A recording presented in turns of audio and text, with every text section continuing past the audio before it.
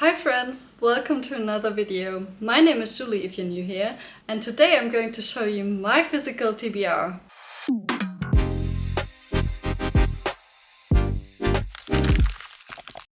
Welcome to my walk of shame.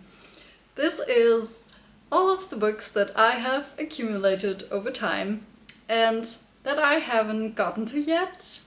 Some of these I've had for a really long time, and I just never found the time to read them, or wasn't in the right mood, or just all of the reasons why you would not have read a book. I am not going to tell you about all of them because that would take way too long. I'm going to show you all of them and I'm going to say what they are, but I'm not going to talk in detail about all of them. But I've also done a book haul video just a few weeks ago, and if you're interested, I will show these books today, but I'm not going to talk about them. I did talk about them in that video though, so you can just check out that video and I will say which books these are, right here, and then you know which ones you can see in that video. As you have probably seen, this video is going to be on the longer side, so grab yourself a cup of coffee, a cup of tea, make yourself comfortable, and feel free to judge me for all of the books that I own and haven't read. Also, the order in which I'm going to show you those books is going to be totally random because I don't have a system here. They are just all in piles right next to me, and I'm going to pick whatever is on top. So, the first book on my physical TBR is The Invisible Life of Eddie LaRue by V.E. Schwab. I have wanted to read this for a long time, but I haven't gotten to it yet, even though I really want to, but I have thought about picking this up and then I thought it would be too sad, and I don't really want to read sad books in summer. Is that valid reasoning? Probably not, but I know I will pick this up because everybody says it's so good and I need to read this. If you don't know what it is about, even though probably everyone has heard about this by now, and probably everyone has also read this except for me. This book is about Adeline, and she makes kind of a pact with the devil, if I understand correctly. She gets to live forever, but nobody remembers her name or remembers about her in general. And she is committed to still living this exciting and interesting life where she will fulfill all her dreams, but obviously she's pretty alone and lonely. But then one day she meets someone that can actually remember her. And I think that is a very interesting concept, and I look forward to reading this actually. Next up we have Shadow and Ember, or I think the English title is Shadow in the Ember, by Jennifer L. Armentrout. And this is a sequel, I believe, to a different series, the Blood and Ash series. And I have started the third book of the Blood and Ash series and I haven't finished it, and that's why I didn't start this one yet. But this is basically what happened before Blood and Ash, so probably I could start it without spoiling anything of that series, but I think it's pretty stupid if I have started the other book, then I should finish that one first. I also think that this is also now a series, so there's a second part to that, and the fourth part of the Blood and Ash series is out already as well, and I am so behind. But yeah, so as you can see, these are all of the books. And I have read Blood and Ash, Flesh and Fire, and I'm currently reading this one called Crown and Bones. And then I still have to read War and Queens, and this is the book that I'm holding currently. Yeah, I think I can tell you about the contents because that's not going to spoil anything for the other series. And this is the first part of this sequel, prequel. It's a prequel series. My god, that's not that difficult. This is about Serafina, and she is the firstborn daughter of the king of Lasagna, which sounds like lasagna. That was a weird choice of a name. If you can make up any name, why lasagna? Probably it's just pronounced differently, but did nobody think about that? Anyway, she is not the heir of the throne, but she has a different fate. She is promised to Nyctus, the kind of god of death or something like that. And her task is pretty much to marry that guy, kill him, and save Lasagna by doing that. But then she meets Ash, and that kind of makes her question if that is the right thing to do. And yeah, she now has to choose between her feelings and doing the right thing for her kingdom. I think that sounds good, because I'm always such a sucker for having to choose and making these difficult decisions between your personal life and love and then the greater good.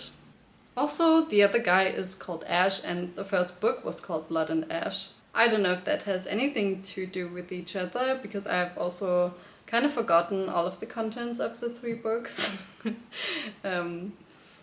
Yeah. But anyway, this is also on my TBR. Then we have Kingdom of the Wicked, the first part of the series by Carrie Maniscalco. I probably pronounced that wrong. Anyway, this was one of the books that was in my birthday book haul video. And we're going to continue with a few that also were in that video. This one, for example, The Atlas 6 by Olivia Blake. Such a pretty cover. As well as this one, Lore by Alexander Bracken. And that one has almost the same title, Lore Olympus, but it is a graphic novel by Rachel Smith. Really, okay, that didn't work. Really beautiful. Beautiful illustrations. I didn't read it yet. Obviously, it's on my TBR. Then this one, also in that video, Craved by Tracy Wolff, the first part of the series, with this beautiful straight edges. Also in that video, I Was Born for This by Alice Oldman. Really cool author that I just discovered this year. And I want to read all of her backlist now, so that's why I'm kind of collecting her books now.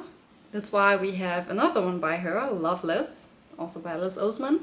And another one, Someone Else's Shoes by Jojo Moyes, a gift from my mom. With also a really pretty cover. It's really cute. And I think this is now the last book of that book haul, but I'm not sure because, as I've said, I really don't have an overview of all of the books that are here. This is The Short Second Life of Bree Tanner by Stephanie Meyer, and the only book of the Twilight series that I haven't read yet, except from Midnight Sun. I also didn't read that one, but this is like from the original Twilight series, the only book that I haven't read yet. And now I own it too. It's really short, so I actually could read that pretty quickly. Wow, okay, the sun is going down pretty fast, so please excuse the change of lighting if it might be getting a little darker over time in this video, that's why. Next book is this one. In English it is called Hunting and Gathering by Anna Gavalda, and it's actually a French book. It is called Ensemble c'est tout, and in German it is called Zusammen ist man weniger allein, which translates to Together you're less alone. So I don't know. Hunting and Gathering really sounds like not like the French title. But anyway, I don't really know why I have this book. I think I found it somewhere like in a secondhand bookshop or a secondhand shop which sold books, and then I got it because it was really cheap and I knew the title.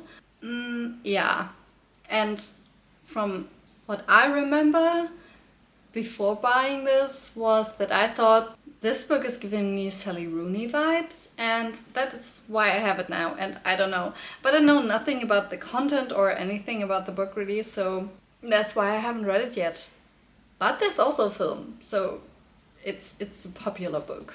Then we have Quality Land by Marc-Uwe Kling. This is a German book, and it's like this dystopian book which is set in a land that's called Quality Land, but actually this dystopia is kind of close to what we are living now. So it's pretty interesting because it's also a comedy. So it's like a fun dystopia and not one of those where you think, oh my god, the world is going down. You do still think that while reading it, I believe, but it is done with humor. And you're laughing about it while you're thinking the world is going down. Fun fact, this German author got really famous by writing a series of books which is about a kangaroo moving in with him. And that's also a comedy. And that doesn't make any sense to anyone but people who have read it or know it. But in Germany, it's really well known. It has been, I think it's now also a film and definitely a theater play. So yeah, it's a really well-known author. And I do look forward to reading this, but I think committing to reading a comedy novel it definitely is a commitment, because I don't read comedy novels ever. Yeah, and that's also, I believe it's going to have a lot of political stuff in it as well. So yeah, but I'm interested in it, and I know I will read it one day. Next up is a book that I've had for a really long time now, and I never got around to reading it. It is The Rules of Attraction by Bret Easton Ellis, and I don't know. It's really short, and I don't know why I haven't read it yet. But I think it's a little bit like, I believe, like The Catcher in the Rye. And I do like The Catcher in the Rye.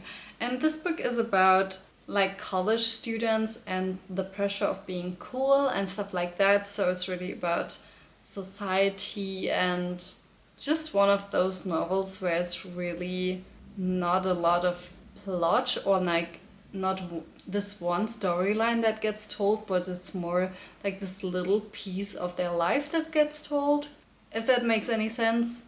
And probably also one of those books that really tries to capture the gist of this one particular generation. So yeah, I've had this book for over 10 years now, and I haven't read it yet. Should I unhaul it? Let me know in the comments. But I still think when I read the back of this that it sounds interesting, but I haven't read it yet. So will I ever? I don't know. Maybe I should do like a video where I read all of the books that have been on my TBR the longest. But I don't know if that's a good idea, because then I have to force myself to read them. I don't know if I want that. Anyway, let me turn on the lights real quick because it's getting so dark. Okay, much better like this. Next book we have Little Cottage in Ireland by Julie Kaplan. I know I will like this book, and I'm looking forward to reading this so much. I have bought this in the beginning of the year, but it really screams fall to me. So I want to read this in fall or in winter. And yeah, this is one of my favorite romance series. They are all really cute, really cozy, really just feel-good books. And yeah, I really recommend the series. Then we have this book. I don't think it has an English translation, because this is a German book. It's called Und ich leuchte mit den Wolken, which translates to I shine with the clouds. And you can definitely see that reflected in the cover, haha. This is a sapphic love story, and it is set in Paris, but I'm not going to tell you more about it because it's not available in English. But I just wanted to show you anyway because of the cover. It's a really cool cover. Probably one of the prettiest covers that I own. The back also has this shiny stuff on it. Isn't that nice? Another German book with an English title though is called Dance into My World by Maren Vivian Hase. And this is about a dancer, obviously a girl that dances, and she goes to New York, I believe. And this is actually an arc that I got a long time ago, but I never got around to reading it. And yeah, I should. But this also has a really pretty cover. I don't know if you can see this, but it has this gold shimmer on it. and that's just really nice. Here we have Cloud Atlas by David Mitchell, and I have started this book 2 times, got around to, I believe, half of it, or over half of it, and then I stopped reading for some reason, and I don't even know why, but I felt like this book dragged on a little bit, but I still want to read it because Cloud Atlas is one of my favorite films, and that's why I think I should read this, because it's a book and I love the film and I love the story, and yeah, I do think it's a good book though. The reason why I didn't continue it wasn't that I didn't like the story, just that I felt like it dragged on a little bit. And also my ex-boyfriend gave this to me, and that was why I didn't continue reading it the first time. And then, I don't know. Yeah, but I still want to read this and I want to finish this someday, but now that I have started it 2 times and not finished it, I have this weird anxiety that I will start it again and not finish it, and then what? Yeah, I know, I'm overthinking this. Let's move on. Here we have Benediction by Kelly Moran, and this is part 2 of the Wildflower Summer series, at least that's what it's called in German. I don't know what it's called in English. But this is a book about a woman that is living on a ranch or something, and then in the first part of the series she got beaten by her husband and her best friend came to save her, and it's now about her and her best friend and their love story. And I don't know if I think that is a good premise. I didn't enjoy the first part of the series at all, so I don't know, I really can't bring myself to read this. Anyway, I have it and I will read it someday. Next up we have Verhängnisvolles Calais by Kai Rademacher. I don't know if this is, I think it's a German book. Yes, it is. But it is set in France. It is like a murder mystery or a detective story. And the reason why I have this is because my co-worker gave this to me. And she just knew that I loved books, but I don't think she really thought about what kind of books I like to read, because I definitely don't like to read like random murder mystery series or like detective series. That is not really my thing. I did read that when I was younger, but not really anymore. And maybe I could get into it again, but I'm not really interested in this book in particular. But she gave it to me and that was a gift, and I don't want to like give it away or unhaul it when she gave it to me, and I think that's rude. I at least want to try to read this someday, even though I don't really talk with her that much anymore because I changed jobs in between, but I really liked her a lot and we had a really great relationship. So yeah, maybe I will bring myself to read this one day. Another gift from a co-worker, actually from the same job, which I also don't talk to anymore, but that is a different story. It is Creativity Inc. by Ed Catmull. And this is a book that I really want to read. It is a non-fiction, I believe, about creativity. And obviously I am a designer and I am really interested in learning more about creativity and how that works and everything. And I'm really interested to see what this book is like, because the co-worker, he was actually my boss back then. He is a really like career-driven person, a person that would do almost everything to step higher on the career ladder, I think, personally. And he wasn't really that empathetic and he had a really big ego, so I'm interested to see if I will still like this book, because it also says that it is about like building a creative company, and I don't know. I'm not that into like this typical company stuff, but I'm interested in creativity, so I I think this could be either really good or really bad, but I will definitely read it. Next up, I have 2 books by the same author, and also the 2 books by the same author that I own. Like, I mean, I don't own any more books by this author. Anyway, the first one is The Alchemist by Paulo Coelho, and the second one is The Fifth Mountain by Paulo Coelho. And both of these, I believe, are classics, but this one definitely more so than the other one.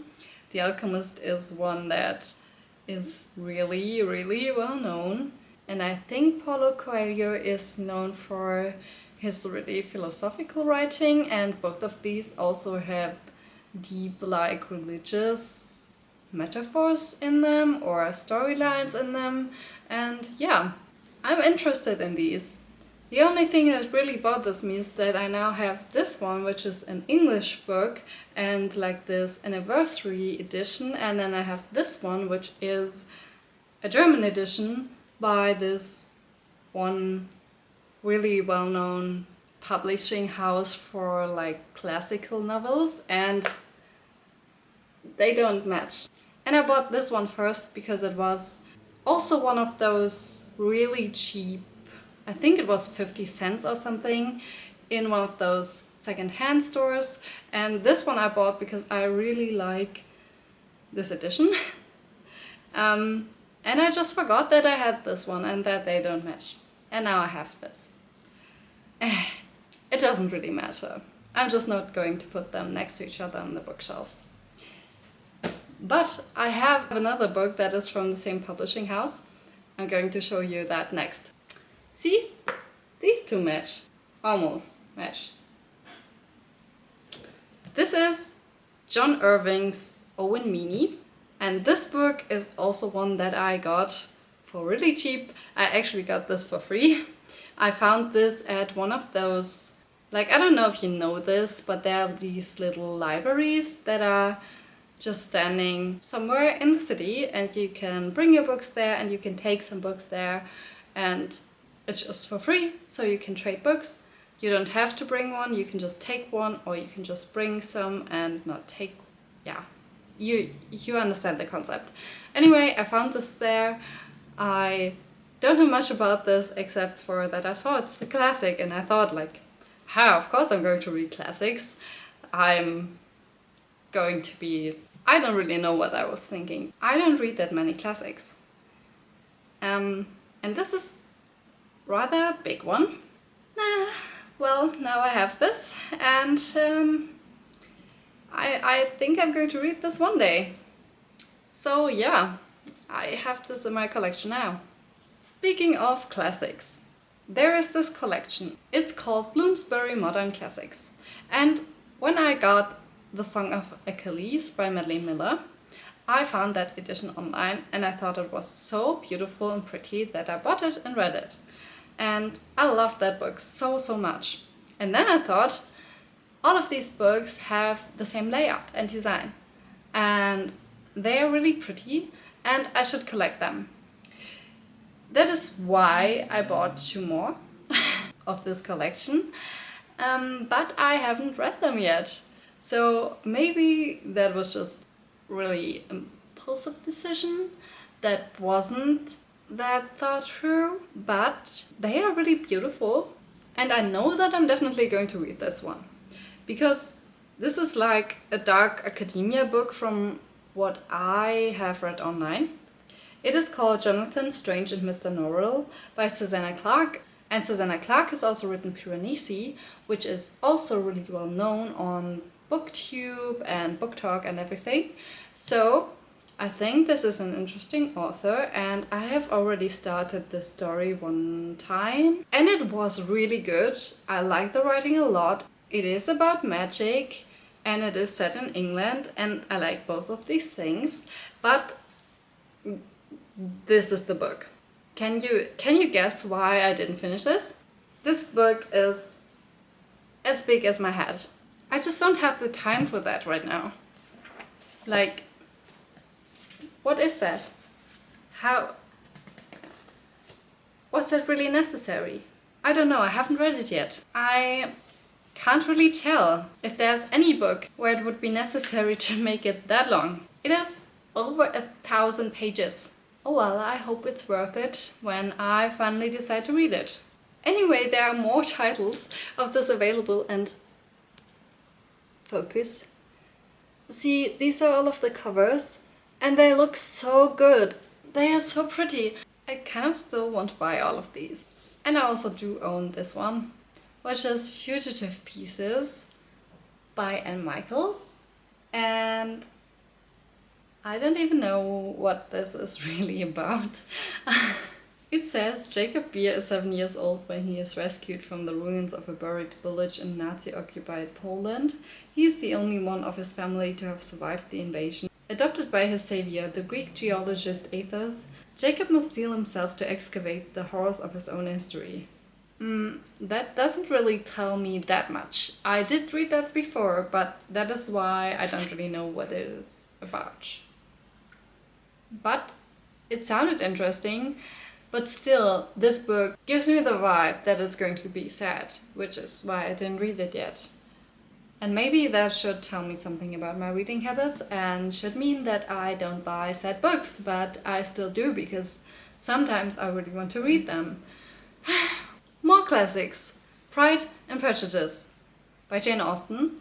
And this is actually a really beautiful edition because it has these illustrations and like all of the pages have these beautiful signs and then they have these illustrations. Yeah, it's really cool, but I also just haven't gotten around to reading this yet.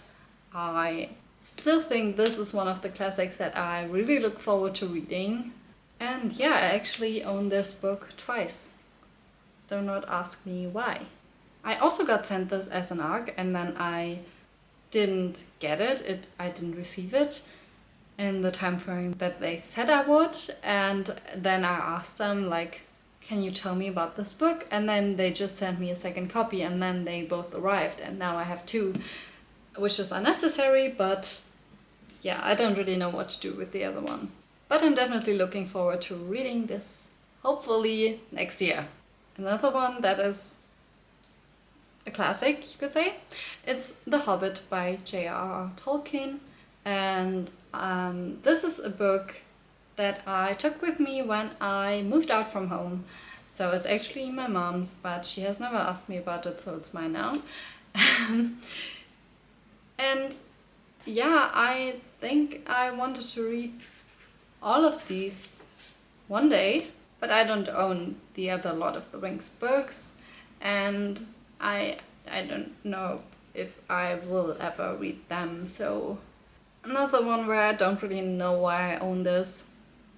This is A Walk to Remember by Nicholas Sparks. I am not the hugest fan of Nicholas Sparks books. I think I have only read 1 or 2 of his novels. Yeah, this was also one of those that was really cheap at a secondhand shop, and that's why I bought it, because it is an author that I actually recognize, and that's not the best way to go about buying books. But maybe I'm going to read this because it's really short, and if I can get through this really quickly, then why not read it before giving it away? But I don't actually think this is a book that I will keep long term, because I don't tend to enjoy his books that much, and I don't think this is pretty enough for my bookshelf to be kept just for the looks of it. Another French book, this is Das Haus der Frauen by Laetitia Colombani. The French title is Les Victorieuses, and I don't think this was translated to English, but it is the author that has also written The Braid, which is a really good book. So yeah, good author. This is a thriller. It's See Jane Run by Joy Fielding, and I'm not sure if I have read this or not, but I don't think I have. I have definitely started it, but I don't think I have finished it. I don't read a lot of thrillers, but sometimes I'm really in the mood for it, and then I will pick this one up.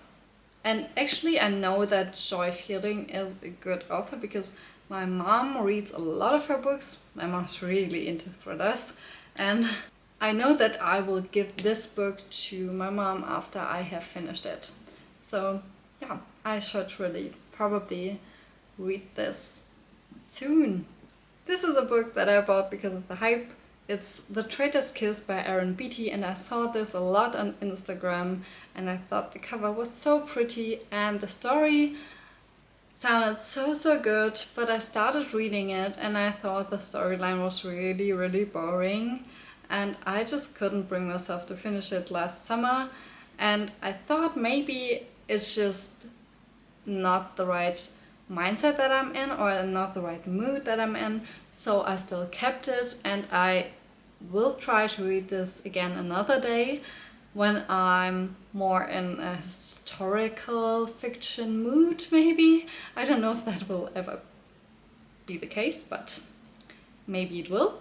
And yeah, I will try to read this again, and if I don't enjoy that then I will unhaul it.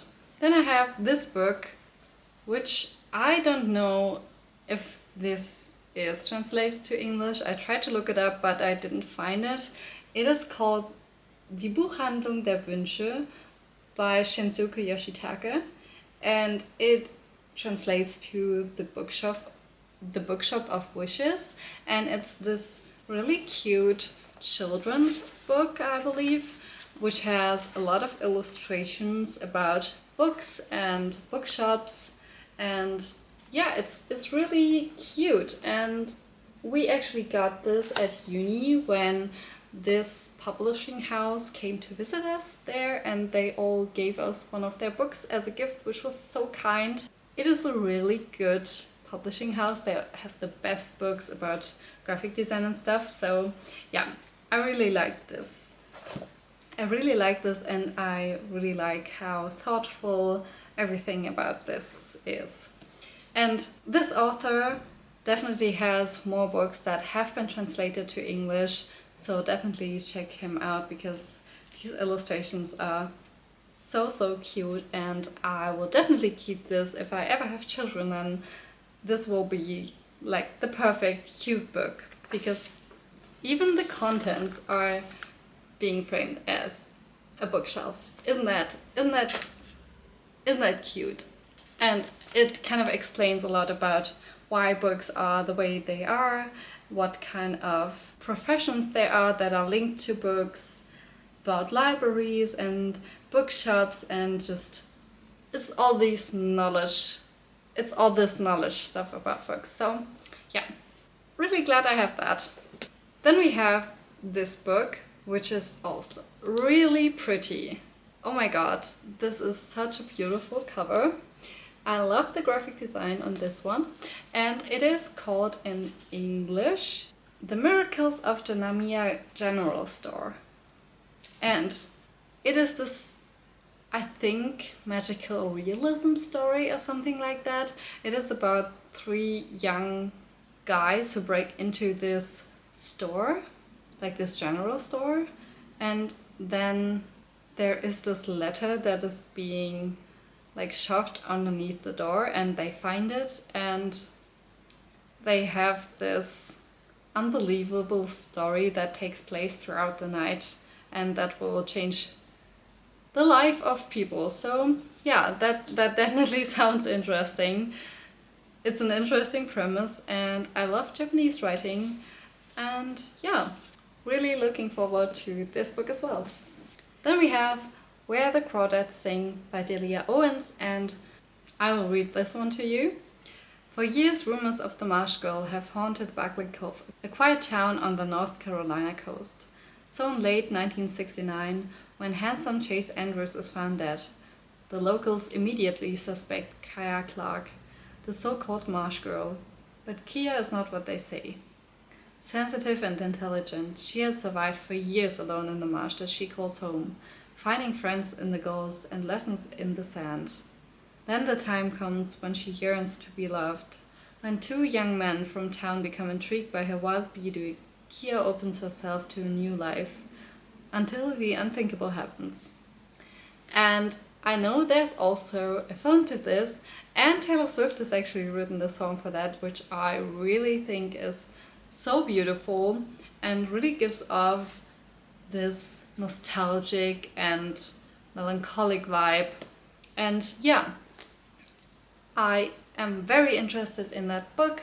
My mom has also recommended it to me, and yeah, but I did start reading that, and I have to say I didn't find the English the easiest one to read, so I think I'm going to read this in German actually and get like an ebook for that from my library, and yeah, then I will read this. But I have this English copy now because I thought the cover was more beautiful. Then we still have this one, which is called So What If I'm Broken by Anna McPartlin. This was definitely a cover buy. I did only buy this because of the cover. It's so beautiful, and the back side as well. And to be honest, the English title is very sad. The German title is much more like not upbeat, but it doesn't sound quite as sad. It's called Was aus Liebe geschieht, which means what happens out of love. And I think that's much more optimistic. I think I started reading this once and then I thought it was pretty sad. But anyway, I still think this will be interesting. I don't know, I don't think the cover actually has anything to do with the contents of the book. But still pretty. Then I still have this big one. It's Becoming by Michelle Obama, and I want to make an effort to read a little more non-fiction and biography stuff, and that's why I bought this. And I think it's always interesting to read about like inspiring, powerful women, and I believe Michelle Obama is that. And I'm really interested to learn more about her because I don't actually know much about her life or anything really, but she seems to be interesting. And another book is this one, which is called Miami Punk. It is a German one though, so I'm not going to tell you more about it, but really awesome cover illustration. It's one of the best cover illustrations I've ever seen. So also one that I'm looking forward to. And oh my god, we have arrived at the last book. I can't really believe it. It is The Ballad of Songbirds and Snakes, which is part of the Hunger Games universe by Suzanne Collins. And this is the newest ones of the books. It's a book that came out like after all of the others, yeah, like years after all of the others. And I honestly don't know much about the content, but I love the series, and so I'm going to read this. And I also plan to reread The Hunger Games first and then read this after. So this was my TBR so far. I do own more books, but these are the books that I actually plan on reading. I do have a collection of books that my grandma gave me, and I'm not going to read all of these. I just want to own them because they are from my grandmother and she has passed away, and it's really sentimental to me. And yeah, that's why I want to keep them, but I don't plan on reading them, so I don't really count them for my physical TBR. And also I do own some books that I know that I will not read, and I didn't include these in the videos, but they are still physical books that I haven't read. But I'm not going to read them. I'm going to unhaul them someday, but not now, because I have a lot of shelves and they are pretty empty otherwise. So I'm going to keep them until I get more stuff that actually fills up these shelves, and yeah, they're just decoration for now. So to conclude this, I have way too many books that I haven't read yet. These are in total 38 books that are on my physical TBR, and I'm not proud of that. But I do plan on reading these over the course of the next year. Maybe I will get to some of these this year, but that's rather unrealistic. Let's just say next year I want to tackle most of these. And I'm interested to hear about your physical TBRs. I don't even know if mine is a lot or is that average? I don't know. Please let me know more about it. If you have watched until now, thank you so much for watching all of this, and I will see you in my next video. Bye!